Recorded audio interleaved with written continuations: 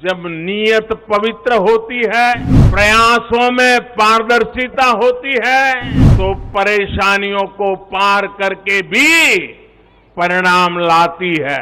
ये मोदी ने नहीं, ये आपने किया है। सबने वोट तो दिया, लेकिन कुछ लोगों को इसमें तकलीफ थी कि नारी शक्ति वंदना शब्द क्यों लाए। क्या हम पुरुषों को इतना अहंकार आ जाए, हमारी राजनीतिक विचारधारा को इतना अहंकार आ जाए, सारे दलों को इस बिल का समर्थन करना पड़ा है। अब मान लीजिए यही लोग हैं जो पहले बिल फाड़ा करते थे। आवाज पूरे दिल्ली में गूंजनी चाहिए।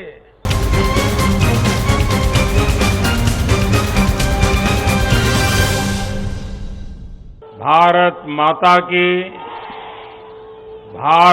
माता की मैं आज देश की हर माता को, हर बहन को, हर बेटी को बहुत बहुत बधाई देता हूं।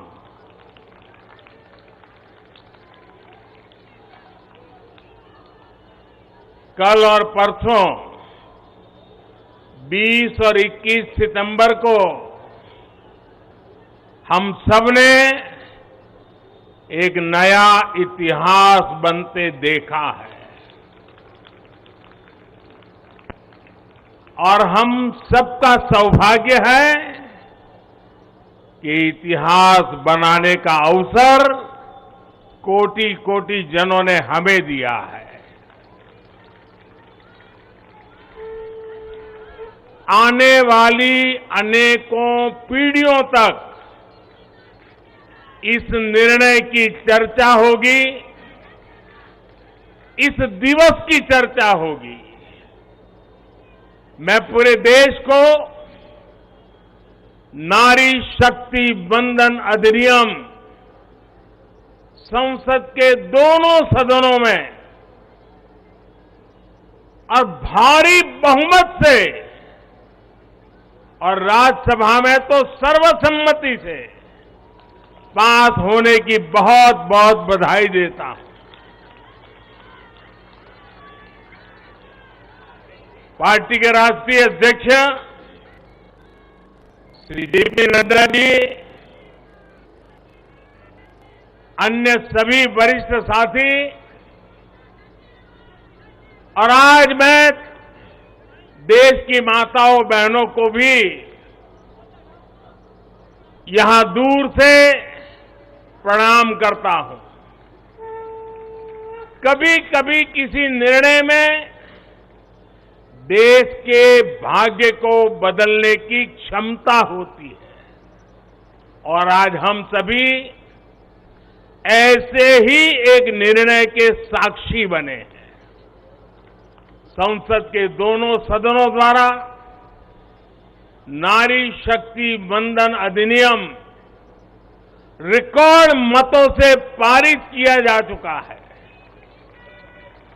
जिस बात को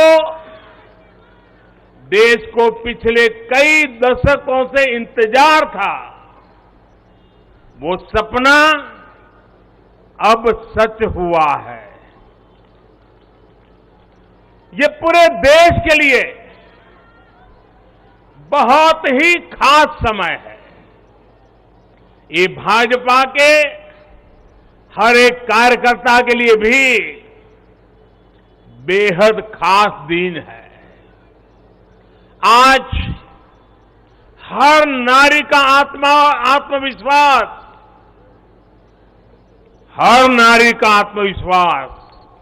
आसमान छू रहा है। पूरे देश की माताएं, बहनें और बेटियां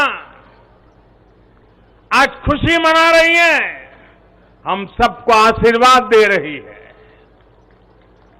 साथियों, कोटि कोटि माताओं बहनों के सपने को पूरा करने का सौभाग्य हमारी भाजपा सरकार को मिला है और इसलिए राष्ट्र को सर्वप्रथम मानकर चलने वाली पार्टी के रूप में, भाजपा कार्यकर्ता के रूप में मैं एक जिम्मेदार नागरिक के रूप में ये हमारे लिए बहुत बड़ा दिन होने का गर्व अनुभव कर रहे हैं। नारी शक्ति वंदन अधिनियम ये कोई सामान्य कानून नहीं है। ये नए भारत की नई लोकतांत्रिक प्रतिबद्धता का उद्घोष है। ये अमृतकाल में सबका प्रयास से विकसित भारत के निर्माण की तरफ बहुत बड़ा, बहुत मजबूत कदम है। महिलाओं का जीवन स्तर सुधारने के लिए, क्वालिटी ऑफ लाइफ बेहतर करने के लिए विमेन लेड डेवलपमेंट का नया युग देश में लाने की जो गारंटी मोदी ने दी थी, ये उसका प्रत्यक्ष प्रमाण है। मेरे देश की हर माता, बहन और बेटी को नारी शक्ति वंदन अधिनियम के लिए मैं फिर से बहुत बहुत बधाई देता हूं। मेरे परिवारजनों, लोकतंत्र में महिलाओं के लिए इस कानून से बीजेपी महिलाओं की भागीदारी से के लिए 3 दशक से प्रयास कर रही थी। यह हमारा कमिटमेंट था और आज हमने उसे पूरा कर दिया है।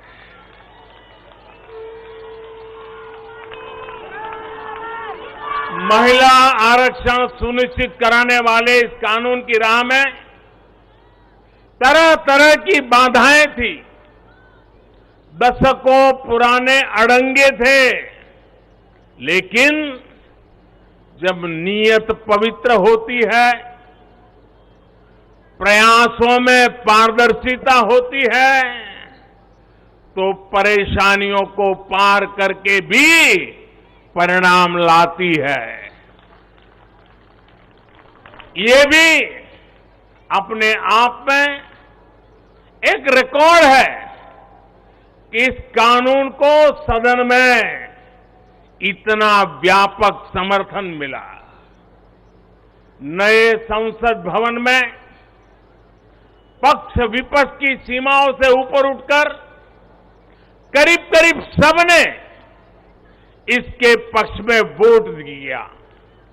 मैं इसके लिए सभी राजनीतिक दलों का और सभी सांसद साथियों का भी अभिनंदन करता हूं। मेरे परिवारजनों, भारत को विकसित बनाने के लिए आज भारत की नारी शक्ति को खुला आसमान देने का ये अवसर है।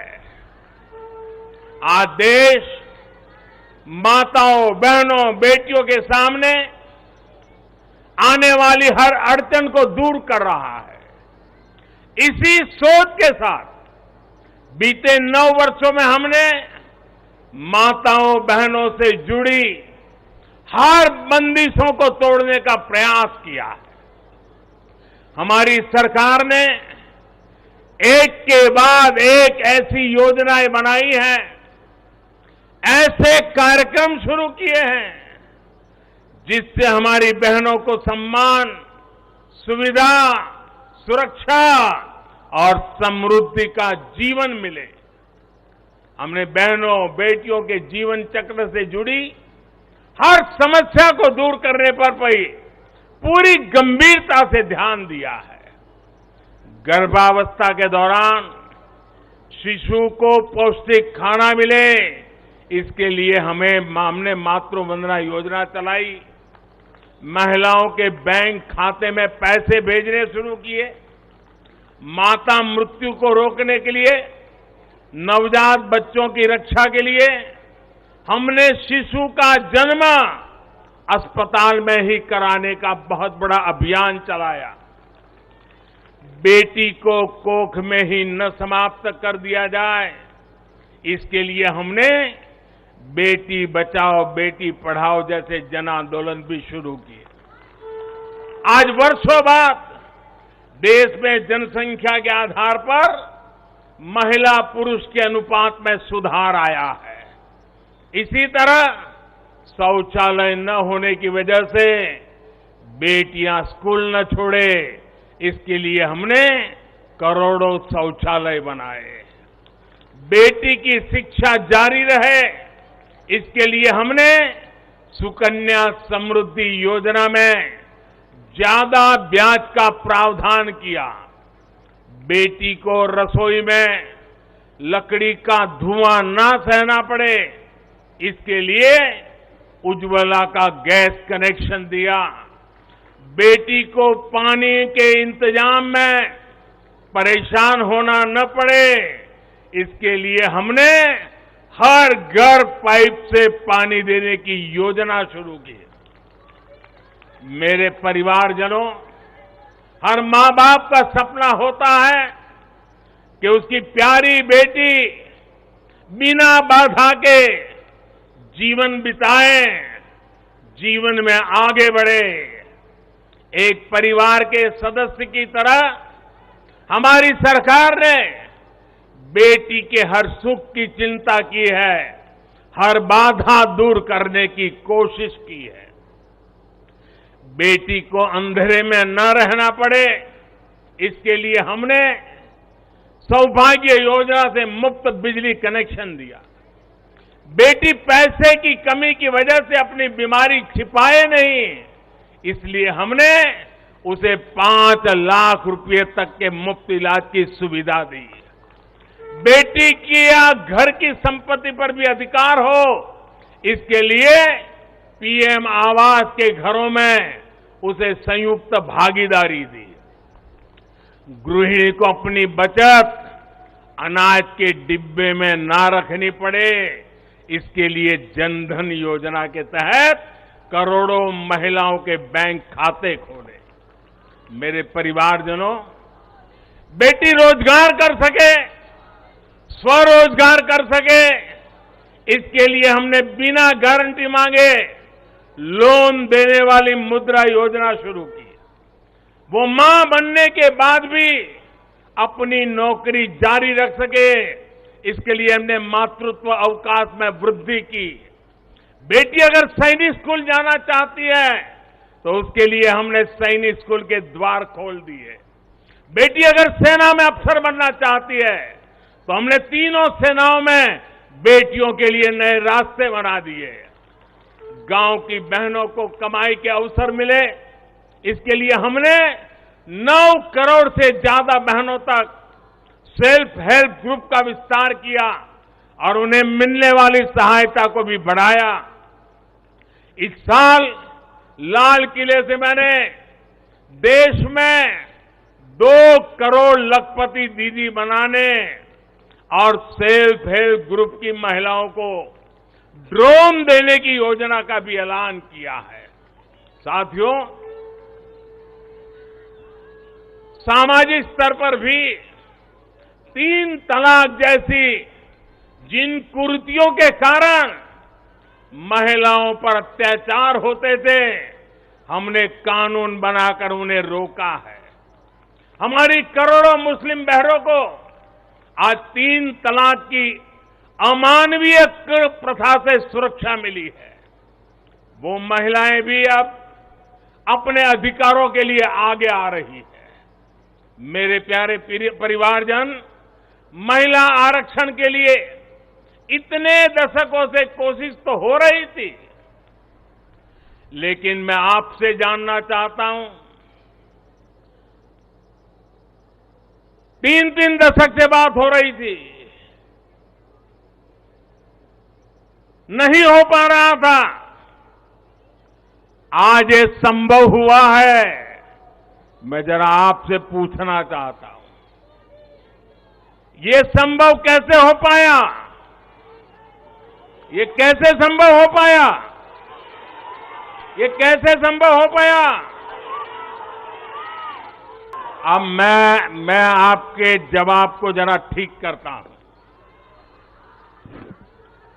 ये मोदी ने नहीं, ये आपने किया है, करोड़ों देशवासियों ने किया है। और ये कैसे किया है?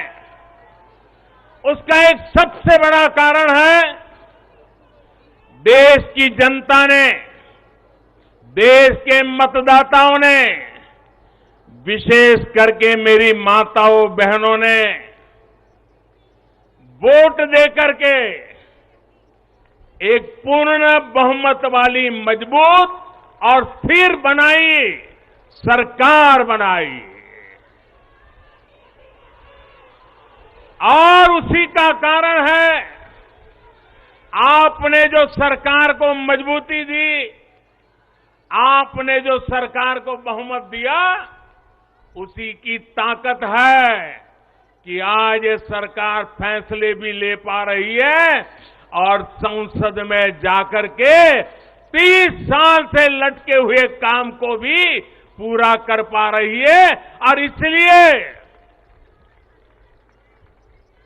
दोनों सदनों में इस प्रकार से पास होना इस बात का साक्षी है कि पूर्ण बहुमत वाली स्थिर सरकार होती है तो देश कैसे बड़े फैसले लेता है, कैसे पड़ावों को पार करता है। जब देश में पूर्ण बहुमत वाली सरकार आई तो इतना बड़ा काम हो पाया।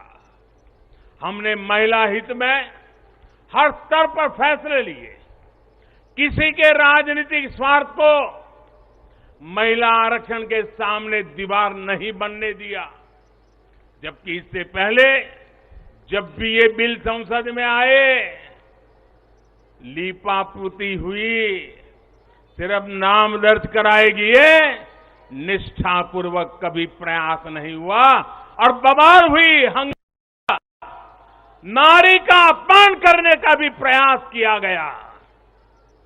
मैं तो कल भी, सबने वोट तो दिया, लेकिन कुछ लोगों को इसमें तकलीफ थी कि नारी शक्ति वंदना शब्द क्यों लाए हो। क्या इस देश की नारी को वंदन करना चाहिए कि नहीं करना चाहिए? क्या माताओं बहनों को प्रणाम करना चाहिए कि नहीं करना चाहिए? क्या माताओं बहनों का गौरव सम्मान बनाना चाहिए कि नहीं बनाना चाहिए? क्या हम पुरुषों को इतना अहंकार आ जाए, हमारी राजनीतिक विचारधारा को इतना अहंकार आ जाए कि हम नारी शक्ति की वंदना शब्द का प्रयोग करें तो भी किसी के पेट में चूहे दौड़ने लग जाएं?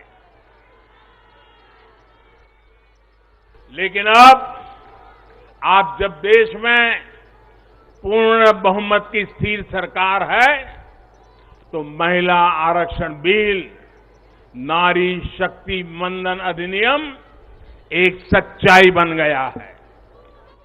इस कानून ने फिर साबित किया है कि देश को आगे ले जाने के लिए, इस कानून ने सिद्ध कर दिया है, देश को आगे ले जाने के लिए पूर्ण बहुमत वाली सरकार, मजबूत सरकार, निर्णायक सरकार, ये बहुत ही आवश्यक है।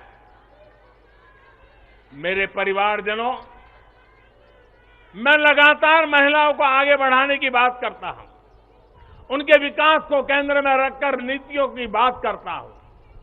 ऐसा इसलिए क्योंकि मैंने महिलाओं के नेतृत्व को, उनके सामर्थ्य को, उनकी रिजल्ट देने की काबिलियत को देखा है। मैं वर्षों तक गुजरात में मुख्यमंत्री रहा। मेरे अपने अनुभव है कि जब मातृशक्ति को काम मिलता है तो कैसे परिणाम देती है। हमने गुजरात में समृद्ध ग्राम की योजना बनाई थी और उसमें एक विशेषता थी कि जहां पर गांव के प्रधान के रूप में महिला के लिए आरक्षण है, वो सीट रिजर्व है। अगर उस गांव के सब लोग मिलकर के निर्विरोध उसको चुनते हैं और सभी पुरुष अपने आप को विड्रॉ करके सारे मेंबर महिला, 100% महिला मेंबर, उनको मैं समरस ग्राम पंचायत कहता था। और गुजरात में हजारों ऐसी पंचायतें बनी थी जिसमें एक भी पुरुष सदस्य नहीं था, 100% महिला सदस्य थी और उत्तम से उत्तम विकास के काम उन्होंने करके दिखाया था। साथियों, महिलाओं की शक्ति, उनकी सोच क्या होती है, इसके मेरे पास अनेक उदाहरण हैं। गुजरात में तो मैंने बार बार इस सामर्थ्य को देखा था। मैं नया नया मुख्यमंत्री बना था तो एक गांव की महिलाओं ने मेरा समय मांगा।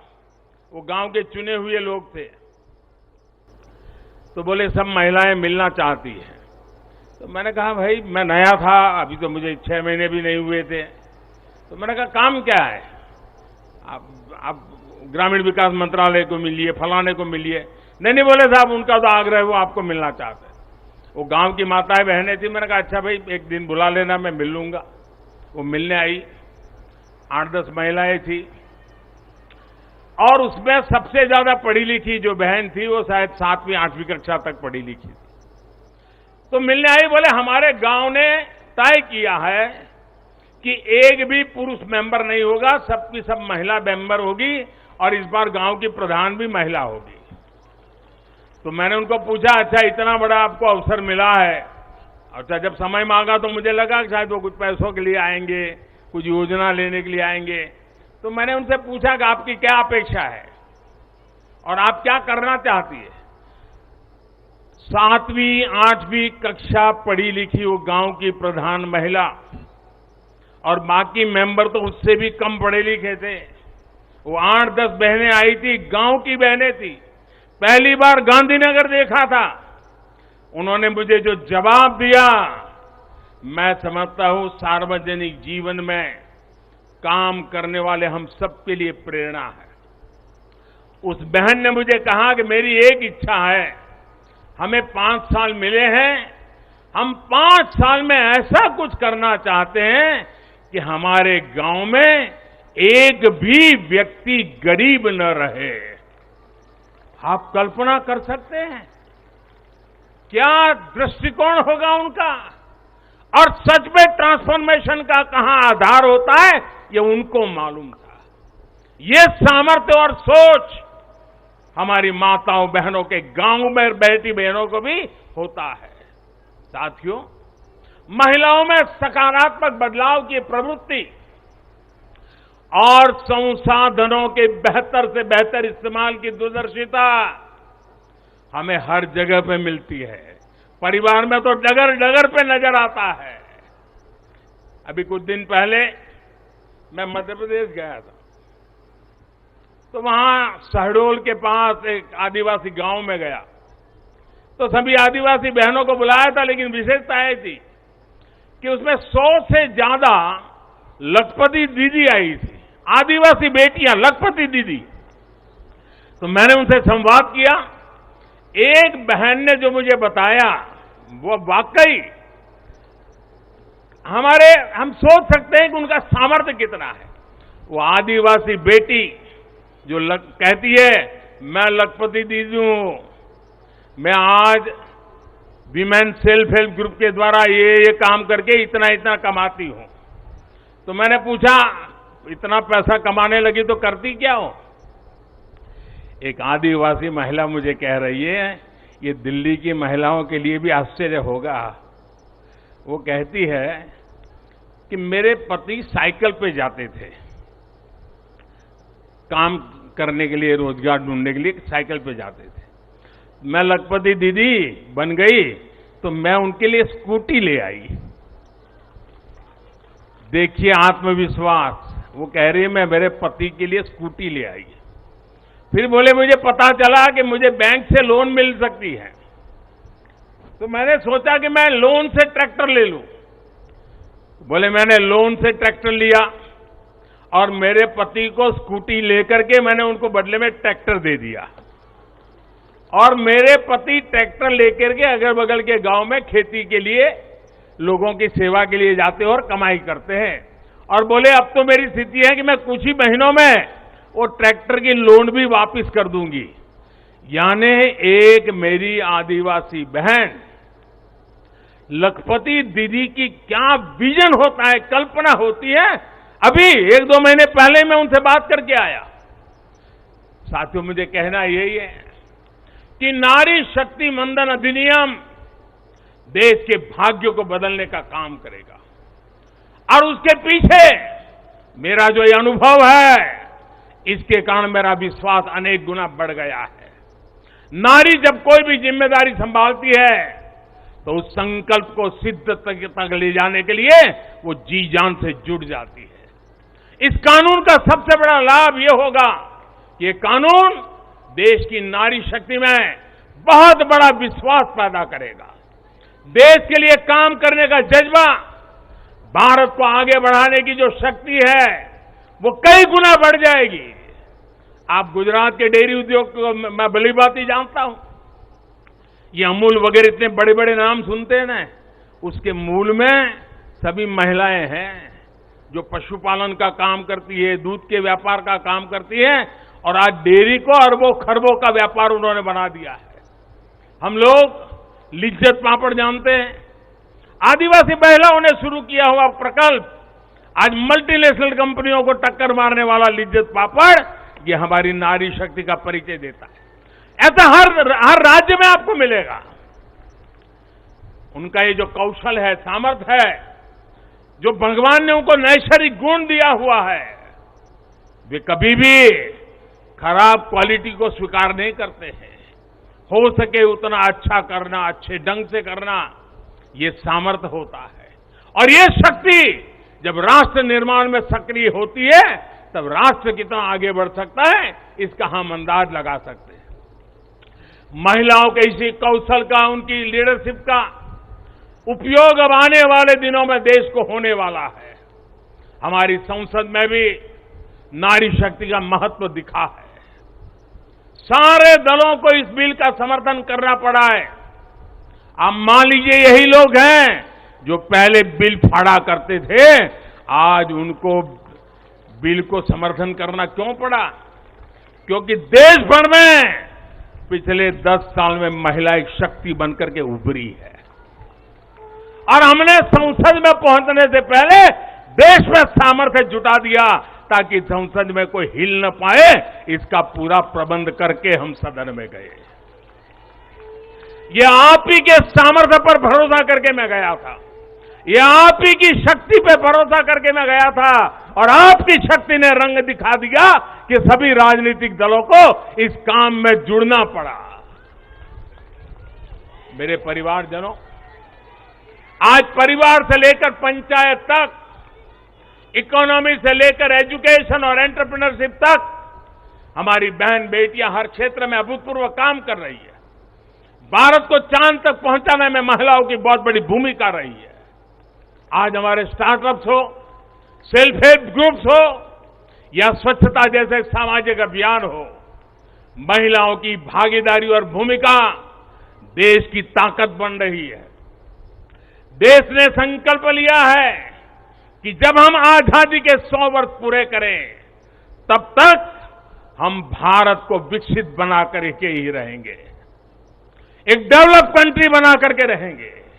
इसमें देश की जो आज आधी आबादी है उसकी सक्रिय भागीदारी और नेतृत्व के साथ सक्रिय भागीदारी, निर्णयों में बराबरी का हिस्सा, ये इस सपने को साकार करने का बहुत बड़ा फोर्स बनने वाला है।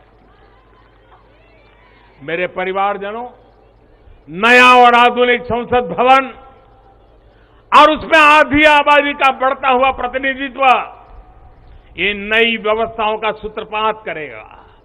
मुझे विश्वास है कि देश की नारी शक्ति नई और स्वस्थ संसदीय परंपराओं का भी सृजन करेगी और इसी विश्वास के साथ आप सब इतनी बड़ी तादाद में आकर के मुझे आशीर्वाद दिए। भारत की संसद के इतने बड़े महत्वपूर्ण निर्णय को माताओं बहनों ने संवारा और मुझे खुशी तो तब हुई जब इसको प्रधानमंत्री आवास मिला है, वो बहन मुझे आकर के आशीर्वाद दे रही है।